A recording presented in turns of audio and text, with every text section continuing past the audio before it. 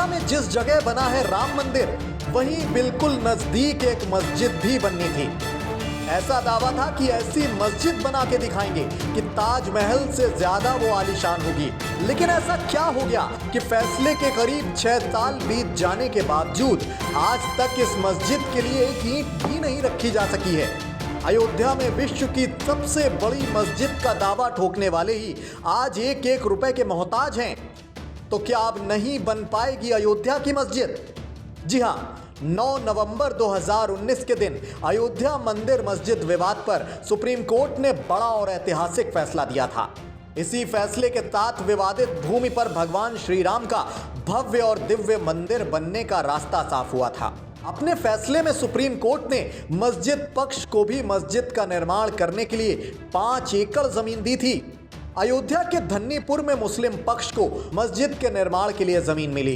इसके बाद इस जगह पर मस्जिद बनाने के लिए इंडो इस्लामिक कल्चरल फाउंडेशन के नाम से एक संस्था बनाई गई थी। इसी संस्था को धन्नीपुर में मस्जिद का निर्माण कराना है।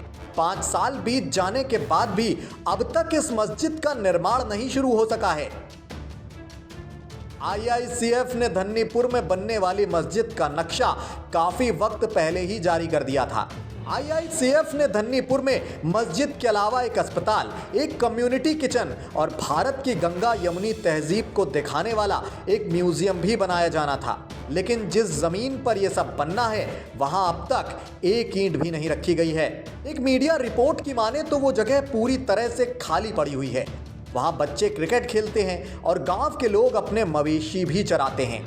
आपको खबर हो कि धन्नीपुर गांव अयोध्या राम मंदिर से करीब 25 किलोमीटर ही दूर है। एक तरफ जहां राम मंदिर लगभग बनकर तैयार है, वहीं धन्नीपुर मस्जिद की नींव भी नहीं रखी जा सकी है। आखिर मस्जिद बनाने में क्या पेच फंस रहा है, अब आपको डिटेल में ये बताते हैं। मस्जिद बनाने का जिम्मा उठाने वाले trust Indo Islamic cultural foundation के सचिव ने बीते रोज एक मीडिया हाउस से कहा है कि मस्जिद का निर्माण शुरू करने में सबसे बड़ा पेच फंड का ही है। हमें अफसोस के साथ कहना पड़ रहा है कि हमारे पास अब तक उतना फंड भी नहीं है जिससे शुरुआती काम भी हो पाए।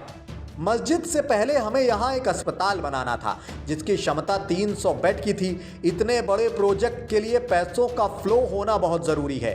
अब सरकार के अप्रूवल का भी वेट है। वहाँ से अप्रूवल मिल जाए तो हमें बाहर से भी पैसे मिलने लगेंगे। उसके बाद शायद मस्जिद का निर्माण शुरू हो जाए। उन्होंने आगे बताया है कि अब सारा ध्यान विदेशी अंशदान अधिनियम के तहत आवश्यक मंजूरियां हासिल करने की प्रक्रिया तेज करने पर है, जिसके बाद ट्रस्ट विदेशों से चंदा प्राप्त करने में समर्थ होगा।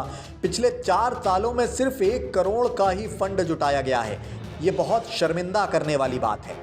वहीं बाबरी मस्जिद के पूर्व पक्षकार इकबाल अंसारी ने इसको लेकर जानकारी दी है कि सवाल जो है फंड का है। मस्जिद के निर्माण के लिए इंडो इस्लामिक ट्रस्ट बनाया गया, पर देश के मुसलमानों ने उसे फंड ही नहीं दिया।